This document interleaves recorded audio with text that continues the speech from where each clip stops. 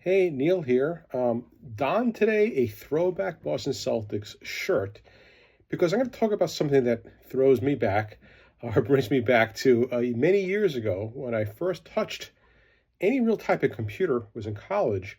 I mean, I played a little bit with the terminal, but I took my first real class back around 1980 or so at Binghamton, State University of New York at Binghamton. And I was going through some boxes in my basement, and like any good IT person, I don't throw things away. Well, I threw some stuff away. The first thing I found were these IBM coding sheets. Yes, yes, we didn't have line editors. We didn't do anything like that on a terminal. Any program we actually wrote out had to go on a piece of paper like this, like a very fancy graph paper. And the columns were specific. Certain characters had to go into certain columns for the program to operate the way you wanted to. Well, you would write a program in here on pieces of paper. You'd write a flow chart. I have a flow chart diagramming thing here somewhere. But then I found my punch cards. And these are IBM punch cards. I think they're 80 columns or so. These are something called Hollerith code. And what they do is they put a hole, hence punching your card, punch a hole right through the card, and then it would be read. So you'd have a machine like a typewriter, and you'd have a stack of cards, and you type in every command, and each line would go on a separate card. And you can see in these would say program to read, data card, because I think a programmer's name. This was actually given to us by the instructor.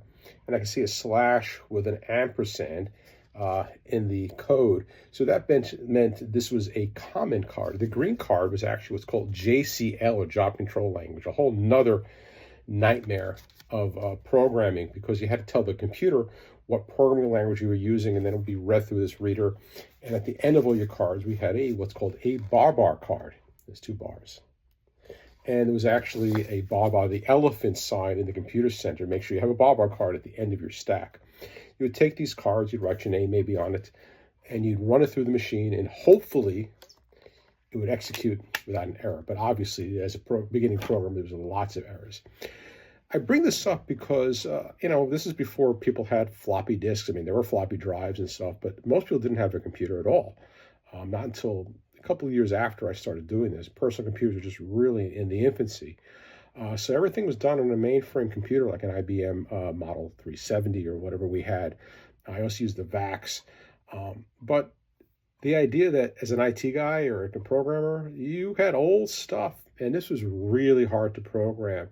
Considering what you can do now. I mean, there's probably a lot more memory and power in a single ring doorbell than the whole mainframe had on my campus over 40 years ago. So a relic from the past, just found in my box, punch cards and IBM Fortran coding sheets.